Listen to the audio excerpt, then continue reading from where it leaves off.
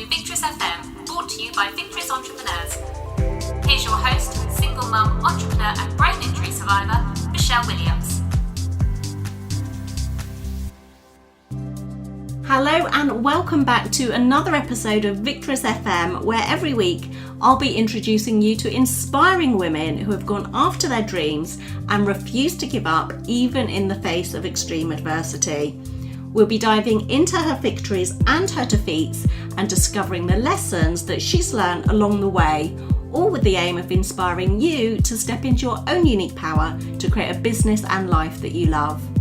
And this week I was joined by the incredible Joanne Sweeney, who is a serial entrepreneur, published author, podcaster, digital marketing expert, and international speaker. Joanne is the founder of Public Sector Marketing Pros and Digital Training Institute and has overcome unimaginable adversity to create incredible success in her business and her life. In this episode, we talk about some of the adversities that Joanne has faced in her life and how these have shaped her into the successful entrepreneur that she is today. I found this episode with Joanne so inspiring, and I know that you will too. Hello and welcome to another episode of Victress FM, which is all about celebrating women's triumph over adversity. And today I'm so excited to welcome to Victress FM, Joanne Sweeney. Welcome, Joanne. Thank you for having me, Michelle. An honour. Thank you so much for joining me, because of course I first met you at Chris Ducker's Youpreneur Summit when I saw you were a speaker up on stage, and I have to say you commanded so much passion and power, yet you had such an amazing story of adversity. So I'm just really interested in really trying to uncover your Victress story, really, about where you've been and how you think that's shaped you to become the person that you are now, because obviously you've gone on to achieve such amazing things, you know, former broadcast journalist, international speaker, serial entrepreneur, published author, podcaster, expert digital marketing trainer and TEDx speaker. I mean, I could go on, but you've gone through so much but achieved so much. So do you mind sharing your Victress story with us? I'd be delighted, and thanks for that introduction. And you know, I think that Victresses, and I have to say, and I've said this to you before, I absolutely love that word. It's so powerful, empowering and positive. And when you heard me first on stage, little did I know that you reaching out to me would empower me. And so I'm thrilled that you've started this podcast. I think it's going to help so many women, and potentially even men, perhaps, if they decide to listen to. I guess where should I start? Well, I think perhaps my story starts at living on my own at 15, I guess. I think that was the time that I was, left as a young teenager in a home and not having any adults there and having to fend for myself. And the interesting thing is when I look back, I could have dropped out of school. I could have decided to go down a different road. But what I did was I kept focus. I continued to go to school. I went and continued with my part-time job, which was washing dishes in a local hotel. So I'd jump off the bus at 4:30 to start my shift at 5 p.m. and it would end at 10 p.m. and then I'd come home. So there must have been some sort of resilience inbuilt in me that I was able to pull from, and I have to say I've been pulling on that ever since. And it's only now when I'm 41 that I can look back and go, you know, Joanne, you've had strength beyond what you ever believed, and I have called on that strength many times. I then became a parent at the age of 17. Suffice to say that I met Sophie's dad over an industrial dishwasher in that hotel. And oh my goodness, I was a spotty teenager with a red face, but hey, he fancied me and it made my world. And obviously becoming a single parent at 17 was not easy in any way. I was confused. For the first 5 months, I ignored it, so much so that I didn't actually show. So nobody would have identified that I was pregnant, and I was still in my size 10 jeans. And I know that is an actual thing. And at 7 months pregnant, my mother was back in the family home, and she came to my bedroom, knocked on the door and said, "Are you pregnant?" And I said, "Yes." And she said, "Oh, right. That's okay. I thought you were depressed." So a neighbour had passed on the information. Luckily, back in 1995, we didn't have Twitter or Facebook or Insta. Otherwise, my pregnancy would have been trending.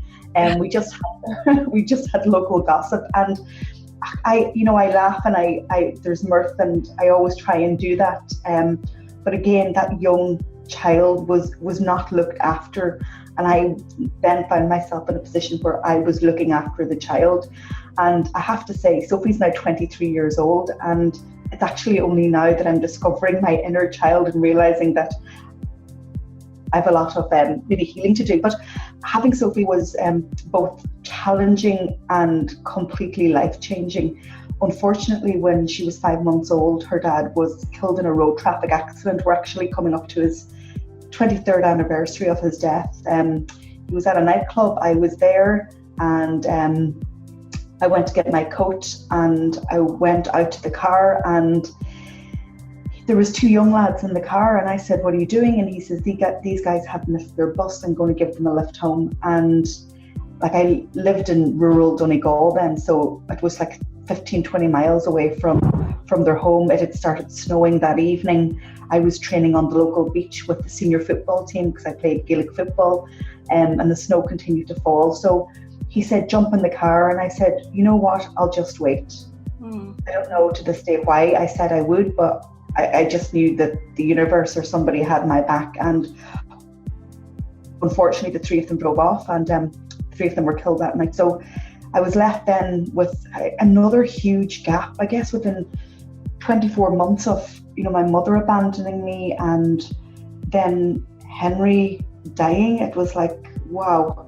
Yeah. But I had to keep going, because you have this baby and she needs you more than maybe you need anything else. So that kept me focused. And again, I threw myself into my studies. I went back to school when Sophie was 6 weeks old. I actually went to the principal of my school and I said, "I'm pregnant. I want to come back to school." And he said, "Well, when you come back to school, the same rules will apply. You'll have to wear your uniform. You'll have to do your homework." And I said, "Well, that's great, and that's how I want to be treated." And I did. I managed to get her sleeping throughout the night within 3 weeks, and we had a great routine by 6 weeks, and I donned my uniform and off I went.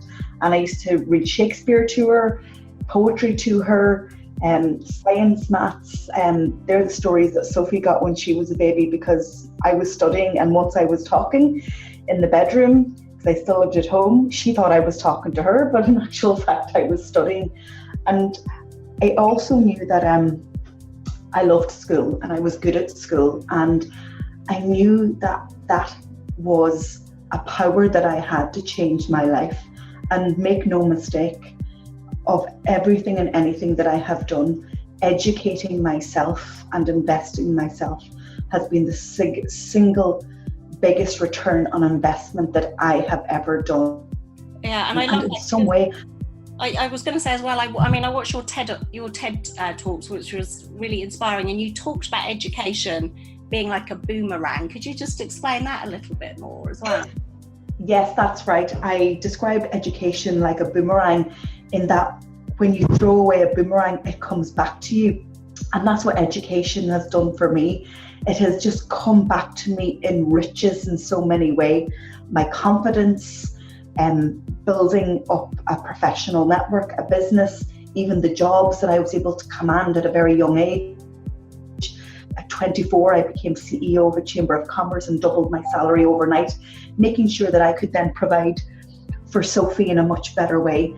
So that investment has never stopped. About 3 years ago, I discovered personal development. And I don't know why it took me until the age of 39 to discover personal development. But since then, I've been a student of so many great teachers, because I've realized that to better my business, I need to better myself. And so I'm really enjoying that at the moment. And I think that's a lifelong process. And I think the message is that, you know, education in whatever form that suits you. Yes, academics suited me, right? But, you know, you can have vocational education, you can have practical training. I mean, you can go to YouTube and learn absolutely anything that you want. And to become a master, all you need to do is practice. So find something that you're passionate about and invest in yourself, and be selfish about it, because when you invest in yourself, the people around you will benefit. I mean, do you think, you know, obviously all of the things that you've gone through, you've had so much adversity at such a young age, and you had every right to go completely off the rails, but you didn't. You know, you knew that education was going to help you out of the situation that you were in. But do you think in any way that any of those adversities that you've been through actually have sort of shaped you and made you stronger and made you the person that you are today? That's a really great question. I've no doubt that they have. And, you know, as recently as, you know, 5 months ago, my marriage broke down. So I found myself a single mother for the second time in my life. But my emotional intelligence and well-being is so strong, because all I have to say to myself is, Joanne, you've been in dark places before. And just by getting up and focusing every day on that day in hand, you get around the corner. And now I feel that I get around the corner much quicker because of that emotional strength. I guess you can call it resilience and grit. And I thank, you know, the universe or the source or whoever you believe in for those challenges, because they have definitely shaped me. And I think I get a lot more out of life than perhaps some of my friends, my family, or my peers. Yeah, because of some of the things that you've been through. You know, I'm fascinated with this, because I know in my own life some of the things that I've been through, and they seem so awful at the time, and you can't understand why you are going through some of these things. But I think it's only with experience sometimes when you look back on your life, and then you can see the lessons from them, can't you? Do you find that as well in your own experiences? Oh, absolutely. And I always say in my business life, when I'm dealing with PR crisis, never waste a good crisis. We can apply that to our own lives as well. So now when things go wrong for me, or they don't go how I'd like them to go, I just sit and I go, so what has that taught me? Or what's ahead that is much better for me? Yeah, absolutely. And, you know, from all of those challenges that you have been through, how do you think that, you know, we've talked about education, and you knew that was going to sort of give you an escape, if you like, but how do you think some of those challenges that you've gone through have actually motivated you onto this entrepreneurial path in particular? Well, you would have heard me describe myself as the accidental entrepreneur. You know, having found myself living on my own at 15, raising a child at 17, etc., etc. I had no choice but to come up with the goods and be creative and innovative. And in actual fact, after my fourth employed job, I just began to get bored, because if there wasn't a promotion or a new challenge there, then I felt frustrated and stuck. And I have this thing in my mind that applies to every single person in this world. You never know your own potential until you push yourself farther and further and stronger. And so with employment, I just knew I had more potential, but I wanted the challenge. And so self-employment gives that to me. Trust me, and you will know there are many days where I wonder why I choose this path, because it can be really difficult. But at the same time, it's just, for me, it's a much richer path, but also it's somewhere to channel all of the energy that I have, because I have lots of energy that I need to put somewhere, and also creativity and thinking. So it just sits with me. While I may not be the most amazing business person from, you know, an accounting point of view, or, you know, a scalable, savvy point of view, those things I can learn. But for me, the place that I can go for ideas and to try new things and to choose the people whom I work with, I think that's really invaluable. I think it's kind of like the freedom and flexibility, and I'm sure being a single parent as well, did that come into it as well, that you wanted to create your own freedom and your own flexibility to be there for your children? Yeah, I guess it did. And I've had jobs when Sophie was younger, and in fact when I had Bobby, I went back to work, I say within the first fortnight. And yeah, that flexibility and that the potential to earn more and to create a lifestyle is there. And there's just, every day is an opportunity day. I wake up every day and go, I wonder what's going to happen today. And it's a really nice mindset to wake up with, because you never know. Like, for example, I'm talking to you today, and something new happens that I cannot predict. And I think in a 9 to 5, I think I'd last 3 weeks. Yeah, and I just want to touch on something you said a little earlier about the challenges that we go through as entrepreneurs and how much that enables you to grow, because that's one of the things that I love about being an entrepreneur.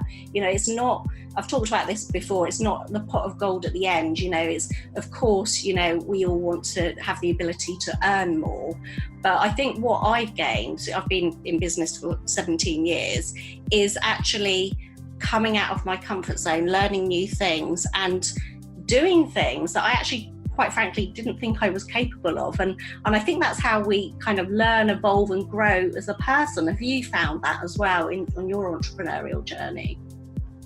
Yeah, somebody remarked recently, now they didn't remark to me directly, but to somebody that I know very well, and they said, Joanne's always reinventing herself. Now, it was said in a way that perhaps wasn't a compliment, and at the beginning it annoyed me, and I thought, why do I have to keep reinventing myself? Am I not the authentic me? But then I thought about it and I went, actually, I've just been evolving as a business person, because I cannot have the same business that I had 10 years ago, because otherwise I wouldn't be around. And so you, Michelle, will understand this, having been in business for 17 years. We're on a path of constant evolution. And I guess maybe that's why we do it, that we're not standing still. And as we develop professionally, we ultimately are developing personally as well. Absolutely, yeah. It's like, it is a constant, like you say, curve of evolution, and it doesn't stop, does it? Because when we have our own businesses, there's always something to learn. That education continues, doesn't it? It never stops. And I really think that, I think one of the reasons that I want to really kind of promote the idea of going from, victim to victress, it's the whole idea that I believe that any one of us has the opportunity to decide if we want to be the victim or victress of our own lives. Because you talked about having a power within you, a resilience within you from a young age, but I think that we all have the opportunity to create incredible things from our lives, but it is our decision at the end of the day. It's kind of how much we want to create success in our lives. And I think you obviously, from that very young age, you had that resilience, that grit, that tenacity. But do you think that's like a muscle that everybody can develop? Absolutely. And even from studying the great teachers over the past 3 years, I have learned so much, and I'm developing my own different muscles that I haven't worked with. So for example, self-doubt is something that I battle with, and trusting in my own gut and knowing what I should do based on what I've already done is something that I'm practicing. I'm also practicing the fact that there isn't an end game. I'm always in a race to get to the end, but I've realized that it's a journey, it's not the end game. And I'm also practicing not to be a control freak, and when I let go, things will happen themselves. So absolutely, all of us can practice and build out those muscles, the weaker ones that we have. It's not to say that we are weak, we just haven't given them any attention. So now I focus on, what muscles within my being need some attention, and I'm flexing them and I'm practicing them. And just remember, you never know your own potential until you give yourself a go. And the other thing is that we've got to realize, and you know this because we've had this conversation, our biggest obstacle is often ourselves. We need to step right and get out of our own way, because we are the biggest hurdle oftentimes. Absolutely. And I mean, you just mentioned about one of the muscles that you're flexing is, you know, battling with your own self-doubt. But, you know, when I looked at you up at that stage, as I said, you commanded so much confidence, so much power, so much passion. And quite often, you know, we can look at other people and think, wow, they've got it all together. But we don't realise the battles they're actually facing internally, do we? Absolutely not. But you make a decision. Do I do nothing because of this, or do I work through it? You never achieve anything by flicking a switch. So if I was to overcome my self-doubt, I'd have to work through it. So whatever you have to overcome, it's about working through. And in doing that and going through that process, you're going to learn so much more about yourself. I would like to think that, you know, that area of self-doubt that I have is lessening, because I've been able to learn where it comes from. And so that's all about tuning into yourself and making sure that you're tapped into, you know, if you've got a second voice giving you earache, and we all do, right? You've just got to turn it off. And again, you learn by life experience, not by words. So you can listen to both of us on the podcast, or you can read blog posts, and we can give you all the advice in the world. But until you step forth and give yourself a life experience, you're not going to believe it. Because I think that fear is like one of the biggest things that holds people back, isn't it? It kind of like robs us of our dreams. If we listen to that fear, it really robs us of our dreams and our potential. So it's really interesting to hear you say that. And I want to personally thank you as well, because it was you that actually inspired me to start this podcast, because quite frankly, it was something that I wanted to do, but I had that fear and self-doubt, and it was terrifying for me. I mean, if I go back to when I was at school, I was so shy. I was literally scared of my own shadow. So this is a huge thing. So I want to thank you, because you're actually kind of helped me to overcome that fear that I had. So I want to just give you a huge thank you for that anyway.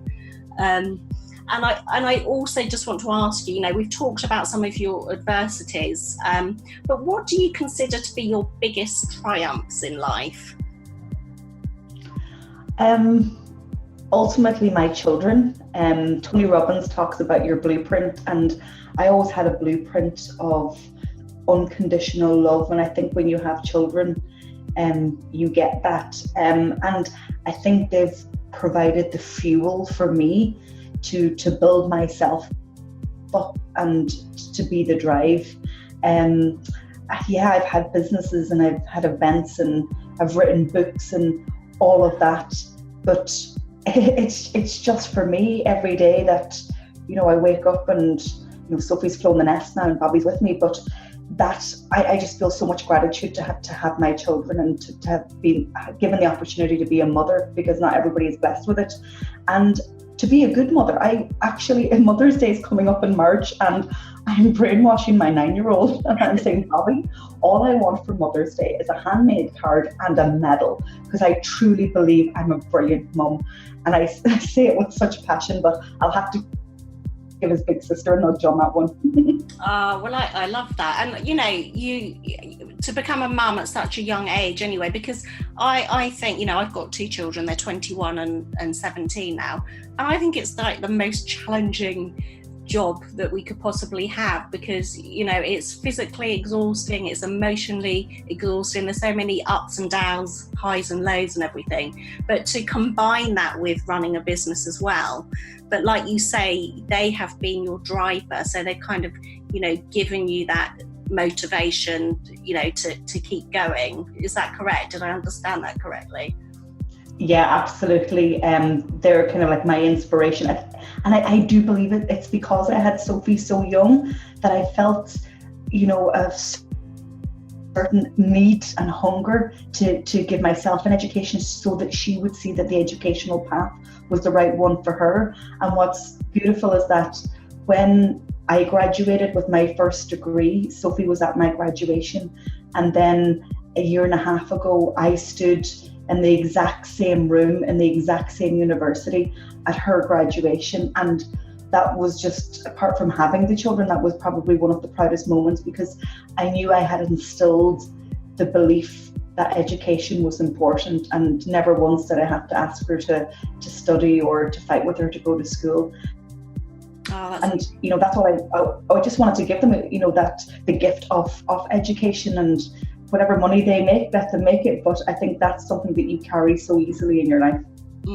I love that, because again, one of the, my whole mission behind Victress Entrepreneurs is to inspire, educate and empower women to recognise their worth, realise their potential, and to really step into their own unique power to create a business and life that they love.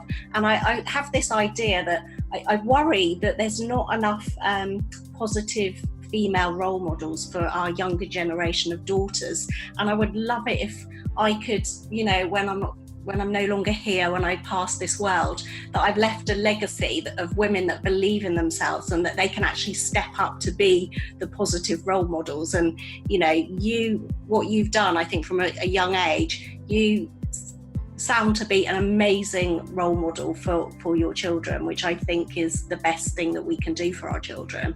So that sounds amazing. And I just want to ask you as well, having come through so much adversity, you've talked about education, personal development and things like that, but do you have any daily rituals or routines which, keep you in a positive frame of mind and ensure that you're always striving to be the best version of yourself? Yeah, recently I've taken up meditation, and that is very difficult for somebody with a busy mind. But so guided meditation has been my friend, and I always then I bought a speaker, right? So I have this speaker, it's called a jam speaker, it's just a small speaker, and I have a bath, and I choose my teacher of choice, and I probably listen to about 20 or 30 minutes of them in the bath, and this is like a daily ritual, and then some journaling and meditation, and that has helped me absolutely loads. Lots of people talk about it, but we don't always do it. And recently that's been a saving grace for me. So yeah, that's I need to run some more, because that's also good for my head, but I make too many excuses. Yeah, I did see on your TED Talks as well about, when you were going through a tough time, you decided to self-medicate, and you did that through education and running. And, I personally believe running, walking, being outside as well is just so good for us, for our mental health, and also to, sometimes allow us to come away from our business so that we can then focus back in and see the bigger picture. And I guess, is that the same, do you think, then with meditation as well? It just gives you that time out. Absolutely. And I'm so glad you raised that point, because I forgot about that. Yeah, when I was 20/21, I had a really dark time. I'd attempted suicide, and I took antidepressants for a year. And I remember at the end of the year feeling, I need to overcome this, and I discovered running, and I tell you not, that has been amazing for me over the years, and I still run half marathons. The happy hormones that you get from running don't exist. I'm a really slow walker, that's why I have to run.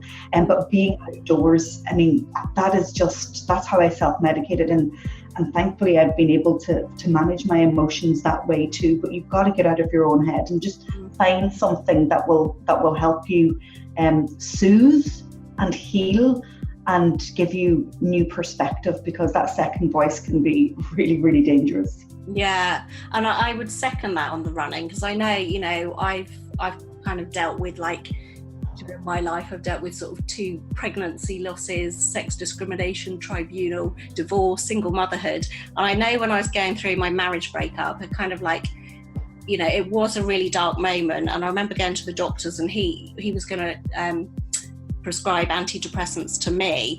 And then we went through this questionnaire that you have to go through to see how, whether you're depressed or not.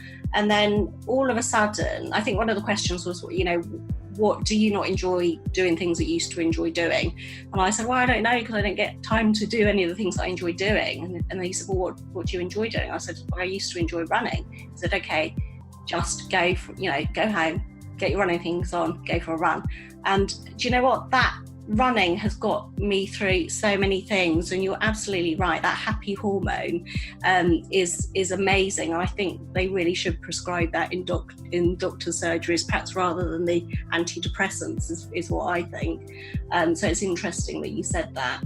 And I wanted also, because I really enjoy like reading, and I wonder if there's any books that have really inspired you as well. Oh, that's a good question. I actually can't think of one offhand.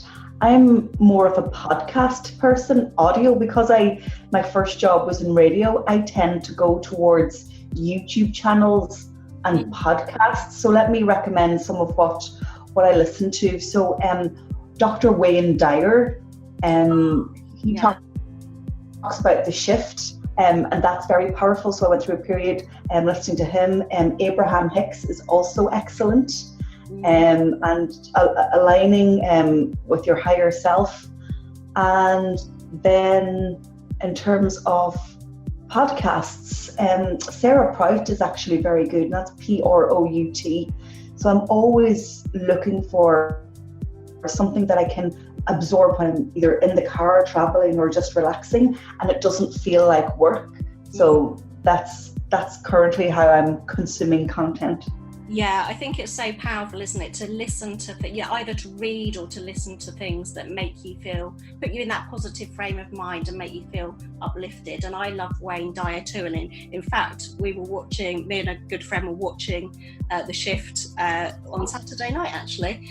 Wow. Yeah, so that's a real coincidence. I love Napoleon Hill. I listen to Napoleon Hill. And I just think for anybody, from my point of view, if I am feeling a little bit defeated or I can't do this, I will listen to something like that, and it automatically kind of changes my mindset and makes me think, yes, I can do this. I'm not going to be defeated by it. And I'm assuming, because you listen to those types of things too, that's exactly what it does for you as well. Oh, absolutely. It just dampens the self-doubt right down. And the other thing that it does, it actually gives me clarity on maybe something that I'm trying to figure out in my own mind or in my own life, whether it's personal or professional. And that's equally why it's important, not just to quiet the mind, but to give you that clarity of what the next step is. I was on a podcast before Christmas, and Joanne actually shared a quote that I had said on it just over the weekend. And I thought, gosh, that was great advice. So I'll repeat it here. And I said, don't worry about the how-to of where you want to get to. That will figure itself out. You just have to decide where you want to go. And it just reminded me that I needed to take that advice myself. And when you have a quiet mind, you'll get that clarity and you'll figure out the how-to, and one day at a time. I absolutely love that, because I think that, again, one of the things that stops a lot of people that perhaps want to start their own business from moving forward is they think they have to have it all figured out, but you don't, do you? It's kind of like one step at a time, and you'll figure out as you go along. Yeah, and you'll figure it out when it's the right time for you to figure it out, and just trust that, timing is working out for you, and it's happening at the right time. And I am such an impatient character. That's another thing that I have to work on.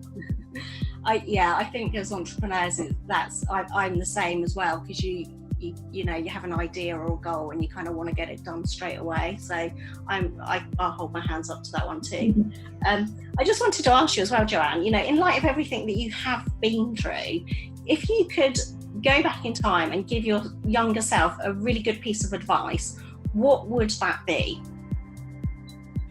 It would be to trust that everything is working out the way it should be for me. Yeah. Just relax, absorb the emotions and, cry and ask for help, but trust that everything is going to work out for you, and you'll look back on this and you'll be able to share a story, a yarn or a tale with somebody, and, so yeah, it's always working out. Yeah, because I think kind of like, as I mentioned before, when you're stuck in the middle of, a challenge, it can be so difficult to see the light, can't it? But I think it's from experience and wisdom that sometimes that we can look back and, some things happen, I think, for a reason and to take us on a certain path. But I wondered if you also had any advice for any of our listeners, because you are somebody that I would define as a victress. And just to clarify, a victress is a woman who is victorious, which you absolutely are, for everything you've been through and everything you've gone on to achieve. So do you have any advice for our listeners who perhaps are struggling with a particular area of their life, or they have a big goal or a big dream, but they're full of that self-doubt and fear, and it's stopping them from moving forward to do and become the person that they want to be? What advice would you give to them to move from victim to victress?